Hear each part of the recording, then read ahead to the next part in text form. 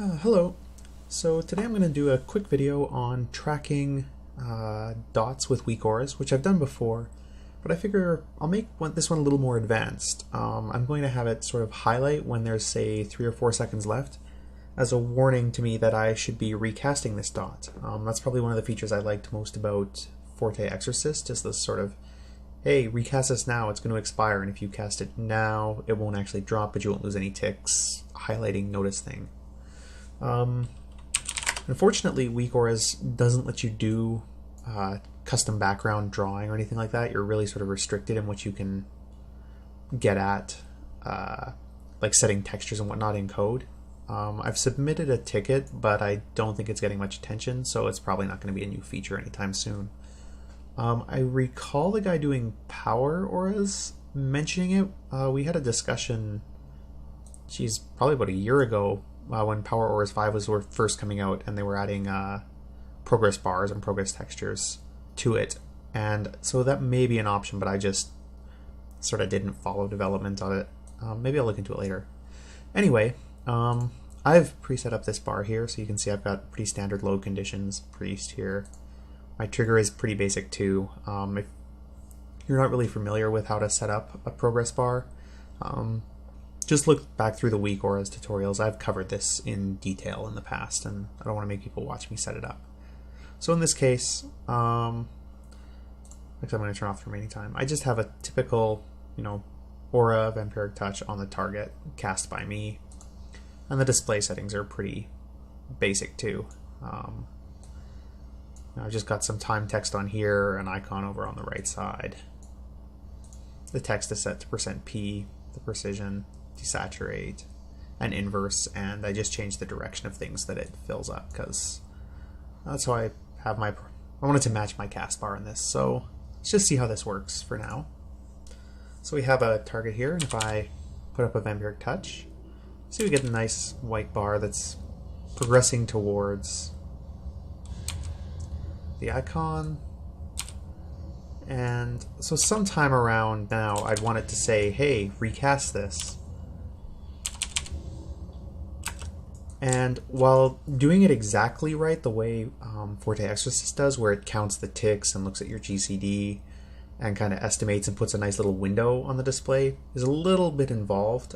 There's a lot of legwork that you have to do, tracking the haste you had when you cast the buff and managing like lists of buffs on different targets. That's something that you can do in weak auras. In fact, if you're really interested in it, there's a great example on the actual weak auras forums from like a year ago, where I posted a discussion about doing this, and then one of the authors kind of cleaned it up a bit, and then someone else contributed. So there's a really good way to track all this, but I'm going to leave it for now because it's pretty involved.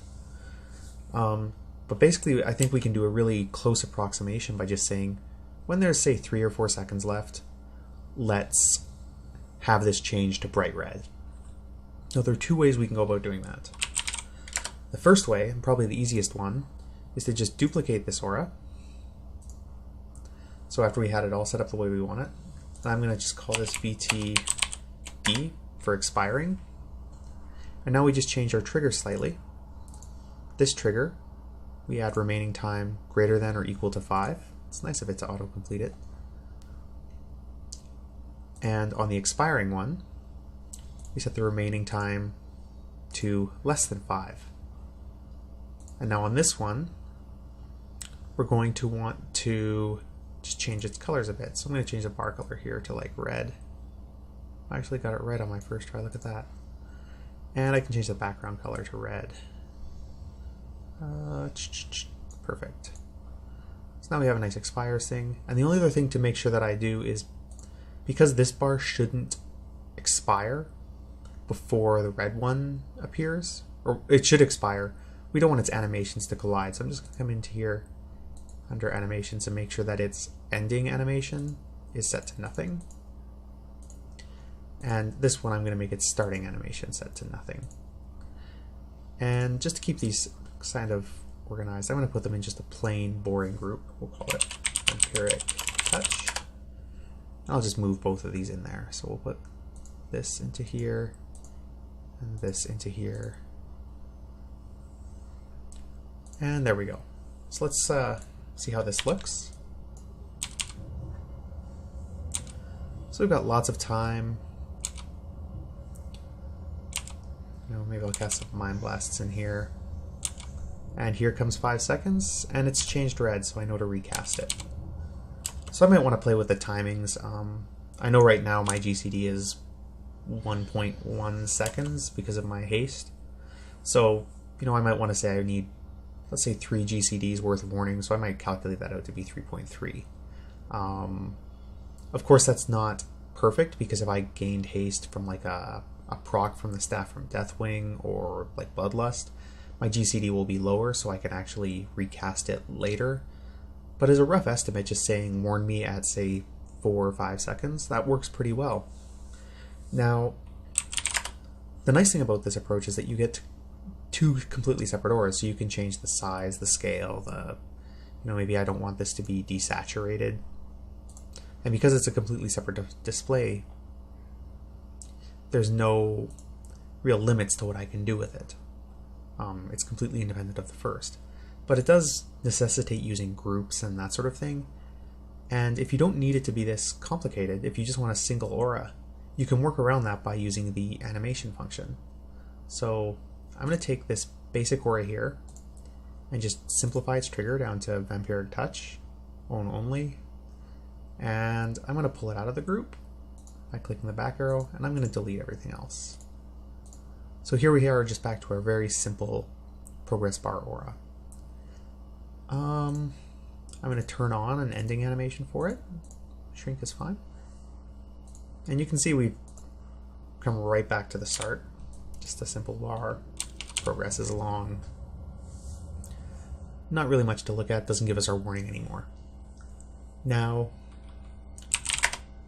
we can use the animation functions here to control color and size and position and all that sort of stuff, which means we can kind of use it as a workaround to control what the color looks like in response to, say, how much time is left on the dot.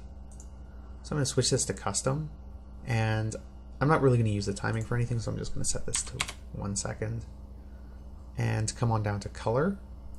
And so this function will let us, this section lets us define a function to control the color. So by default, it's just set to gradient. And let's say we'll pick our second color as like red. And see, it's kind of pulsing. It's not very pretty. I have gradient pulse, which is meh. Not really a fan of that. What I really want is just to be solid white until, say, 4 seconds, and then switch over to being solid red. So I'm going to switch to custom function. And you can see it gives us, this is sort of the gradient pulse function that it was using before. And rather than type in a function from scratch, I'm going to copy and paste, because I will look like a tool if I don't. So we'll just paste this in here. And so here's the basic idea. I used a local variable, actually 2, to store the name of the debuff and how much warning time you want. So here's 3 seconds, but you could change it to whatever. Now, I get the expires time by looking for a debuff on the target named whatever you've defined it here, cast by the player, and it's harmful. So that's, my Vampiric Touch, not some other Shadow Priests. Then I make sure that that actually returns something, because when you're in the weak auras editor, there's not necessarily a debuff on the mob that you can read this information from. So a quick nil check just to make it not throw up blue errors when I'm editing things. And lastly, I say time left is equal to the expires time that I pulled from this debuff right here, minus the current time. So it says it's going to expire at 2:05. The current time is 2:04. Therefore, there is 1 minute left on it. Then I just say if that time left is less than the warning time that's defined up here, then I return R2, G2, blah, blah, blah. Otherwise, return R1, G1. Now, R1, G1, B1, A1, they're defined here on the display. That's this color right here.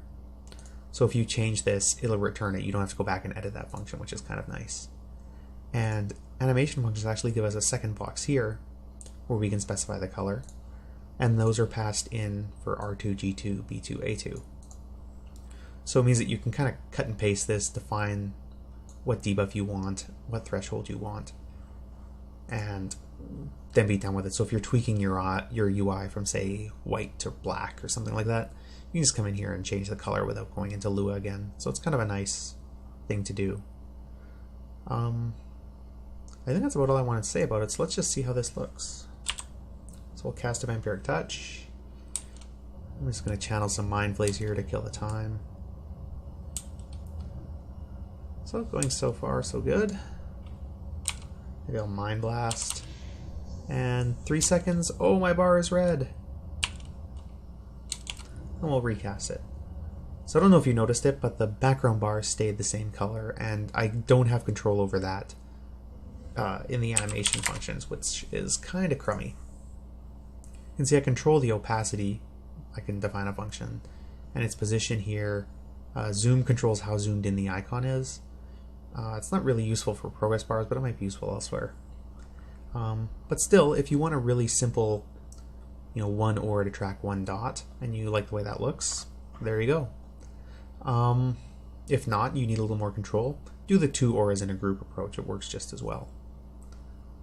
Now keep in mind that I'm just doing expires time here, but you could do a number of things, like maybe have it change if you have calculated in advance that the boss is going to die in a short amount of time, so you should ignore it. You can maybe reduce the opacity of the bar. You could do things like intercepting DBM events and saying, oh, phase 2 warning just happened. Make all of these light up to be recast, that way your dots are ticking during the phase change. Things like that. Weak auras is really powerful that way because you have all these places where you can just write Lua.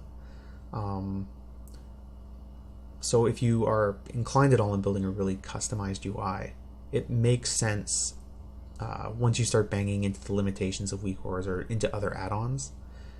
You're going to have to sit down and do a bit of learning about Lua and the Warcraft API. But once you do, that really unlocks the power of this add-on. I realize not everyone has the time to take a computer science degree and then go and read about a language that's really only going to be useful for programming video games. To get around that, you can try posting on the WoW Ace Weak Auras forums. There's a few active people there who are usually willing to help out with custom Lua. I post there from time to time, but not very often, to be honest. MMO Champion, I tend to read the interface design forums, and I'll help out when I can. There's also a few other very knowledgeable people who will usually chip in and say, oh, here's the little bit of code you need, as long as it's not, an all-day project to write it up. So I hope that was useful. Keep in mind that while I did do this with Vampiric Touch, you could just as easily have set the trigger to be, I don't know, like Moonfire or something, Sunfire, right here. And then in the animation function, you would just say Sunfire right here, and that would work. And you could do the same with Deep Wounds or literally any debuff that you cast. It would also work with HOTS. All you would have to do is change this to something like Rejuvenate or Renew, and this unit debuff becomes unit aura, and this player harmful will become player helpful. But otherwise, the same basic setup would work. Also, your trigger would be a buff, not a debuff. But anyway, that's the basic idea of tracking dots and HOTS with weak auras and having an alert to say it's nearly expired, recast it. Take care.